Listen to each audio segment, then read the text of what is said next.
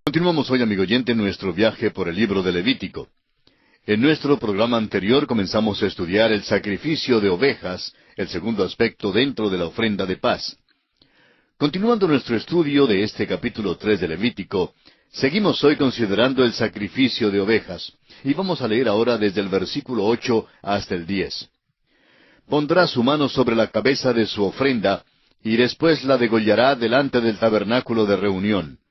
Y los hijos de Aarón rociarán su sangre sobre el altar alrededor.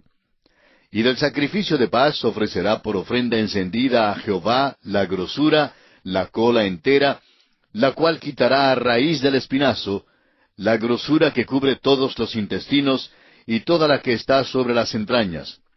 Asimismo los 2 riñones, y la grosura que está sobre ellos, y la que está sobre los ijares.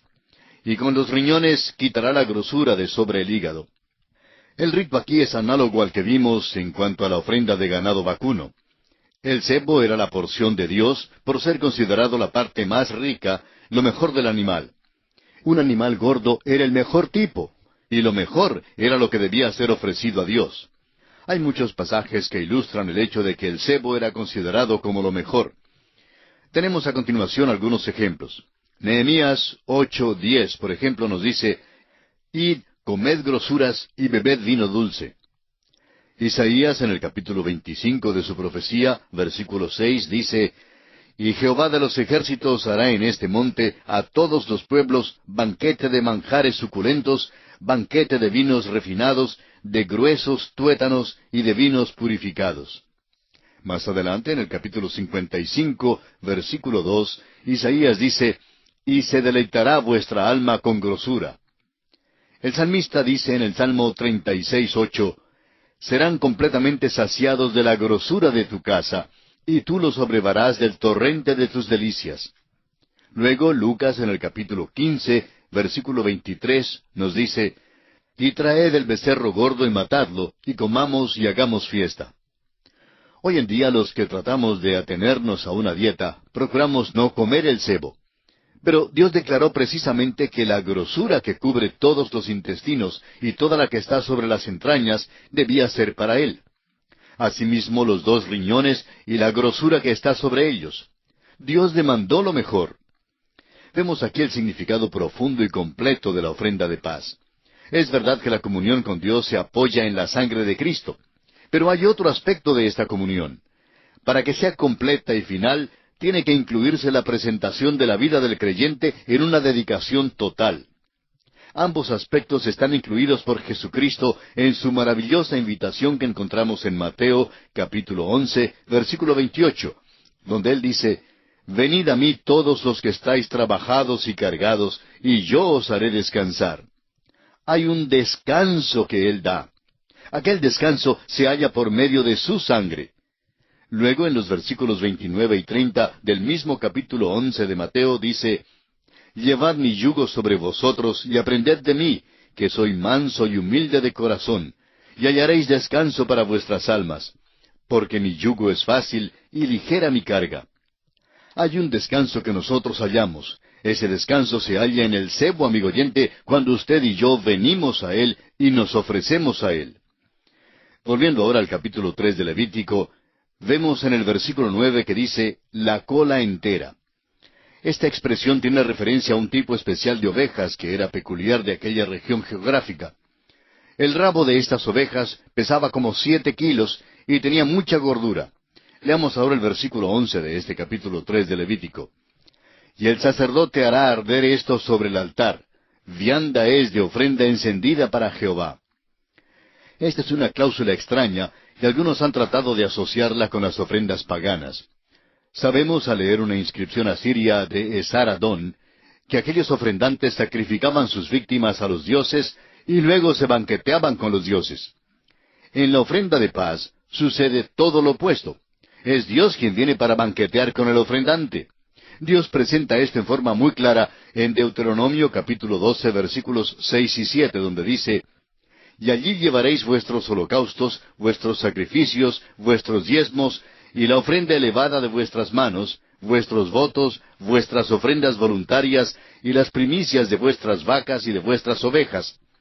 Y comeréis allí delante de Jehová vuestro Dios, y os alegraréis, vosotros y vuestras familias, en toda obra de vuestras manos en la cual Jehová tu Dios te hubiere bendecido.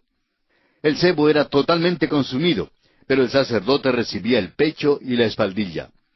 El ofrendante comía lo que sobraba y lo comía en la casa de Dios.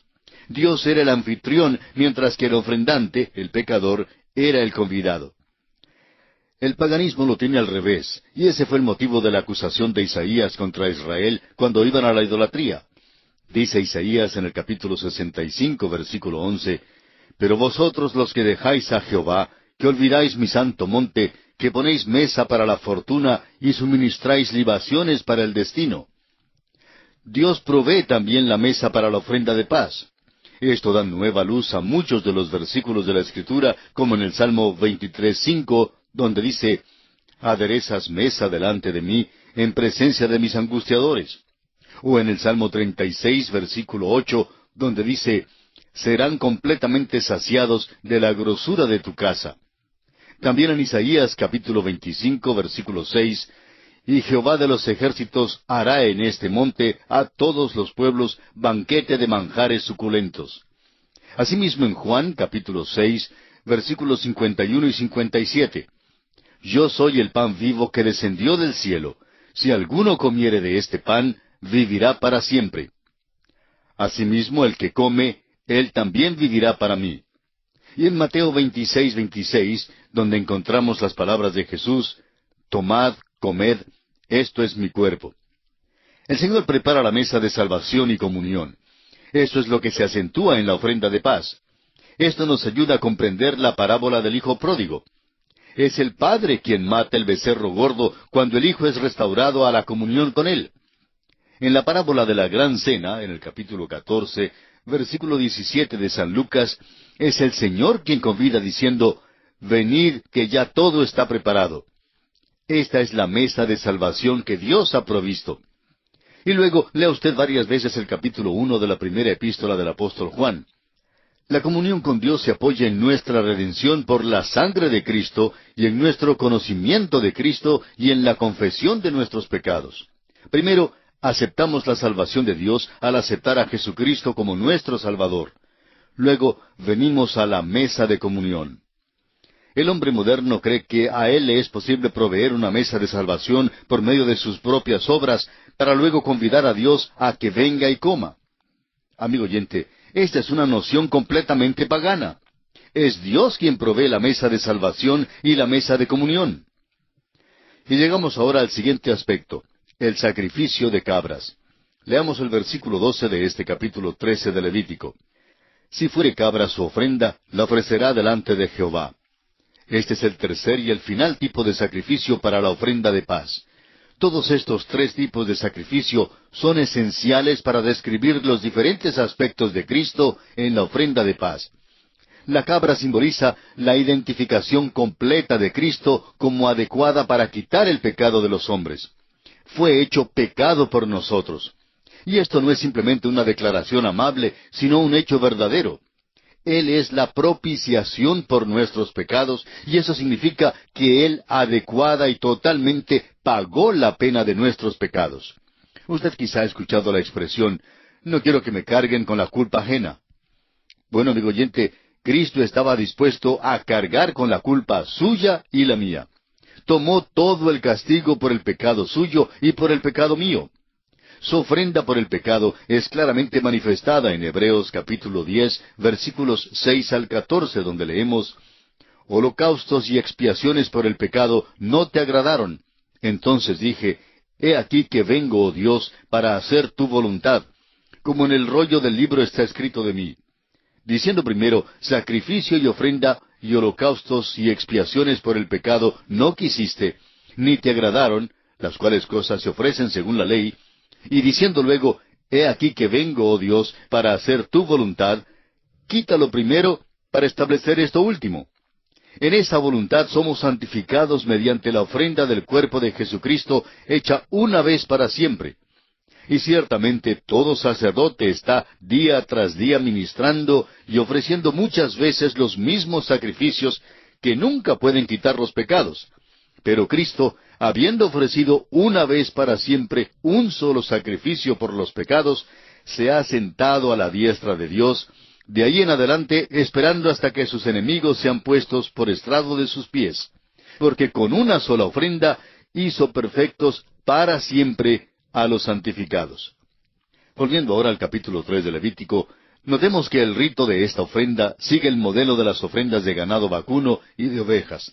Leamos los versículos 13 al 17.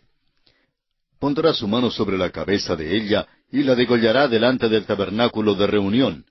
Y los hijos de Aarón rociarán su sangre sobre el altar alrededor. Después ofrecerá de ella su ofrenda encendida a Jehová, la grosura que cubre los intestinos y toda la grosura que está sobre las entrañas, los 2 riñones, la grosura que está sobre ellos y la que está sobre los ijares, y con los riñones quitará la grosura de sobre el hígado. Y el sacerdote hará arder esto sobre el altar. Vianda es de ofrenda que se quema en olor grato a Jehová. Toda la grosura es de Jehová. Estatuto perpetuo será por vuestras edades, donde quiera que habitéis, que ninguna grosura ni ninguna sangre comeréis. Hay 2 declaraciones que deben detenernos por un momento. Toda la grosura es de Jehová. Y ninguna grosura ni ninguna sangre comeréis. Estas 2 prohibiciones en verdad son notables. Son amplificadas en la ley de las ofrendas de paz en el capítulo 7 de Levítico. El motivo de la prohibición de comer sangre se declara en Levítico capítulo 17, versículos 10 al 14, y quisiera ahora solo leer los versículos 11 y 12 de este capítulo 17, ya que más tarde entraremos en el estudio de este pasaje. Levítico 17, versículos 11 y 12 dice, Porque la vida de la carne en la sangre está, y yo os la he dado para hacer expiación sobre el altar por vuestras almas, y la misma sangre hará expiación de la persona. Por tanto, he dicho a los hijos de Israel, ninguna persona de vosotros comerá sangre, ni el extranjero que mora entre vosotros comerá sangre. Ahora, el motivo de la prohibición de comer la grosura se da aquí en este capítulo 3 de Levítico, aquí en el versículo 16 que ya leímos, donde dice, Toda la grosura es de Jehová. Se le recuerda al hombre que fue redimido con sangre. Esa es la base y el motivo de nuestra aceptación delante de Dios. Eso es lo que nos trae a la mesa de comunión y compañerismo con Dios. Pero la grosura es de Jehová. Él demanda lo mejor. Si es que vamos a gozarnos por completo de nuestra comunión con Él, es imperativo que le demos lo mejor que tengamos. Debe haber una dedicación completa a Él. Para poder entrar en la dulce paz de la comunión con Él, es necesario que nuestra redención sea seguida por un sacrificio amante de nuestras vidas. Este es el mensaje de Romanos capítulo 12, del capítulo 15, versículo 14 de San Juan, y Filipenses capítulo 3, versículos 10 al 14. La salvación es por la sangre, la santificación y el servicio son por el cebo. Para concluir el estudio del capítulo 3 de Levítico, vamos a considerar la ley de la ofrenda de paz. La ley de la ofrenda de paz se da en realidad en el capítulo 7 y en los versículos 11 al 38. Y debido a lo extenso de esta porción no la vamos a leer en esta oportunidad, pero le sugerimos que usted tome el tiempo para leerla. Levítico capítulo 7, versículos 11 al 38, es la más amplia de todas las instrucciones de las 5 ofrendas y es la última. Hay que entrar en el valor de las otras ofrendas antes que podamos gozarnos de la paz de Dios. Trataremos esto con más detalle en nuestro estudio del capítulo 7 de Levítico. Pero baste decir aquí que Aarón y sus hijos, los sacerdotes, recibieron su porción de la ofrenda de paz. El pecho habla del amor de Cristo por nosotros, y la espaldilla habla del poder y la fuerza de Cristo. Él es poderoso para salvarnos perpetuamente. Esta es nuestra porción en Cristo. Amigo cristiano que nos escucha, ¿le oye usted a Él? ¿Le oye en su ofrenda de paz? Es nuestra oración que usted pueda escucharle en este día. Y así concluye nuestro estudio del capítulo 3 de este libro de Levítico. Pasamos ahora al capítulo 4. El tema central de este capítulo es la ofrenda por el pecado. Esta ofrenda es la primera de las ofrendas de olor no grato.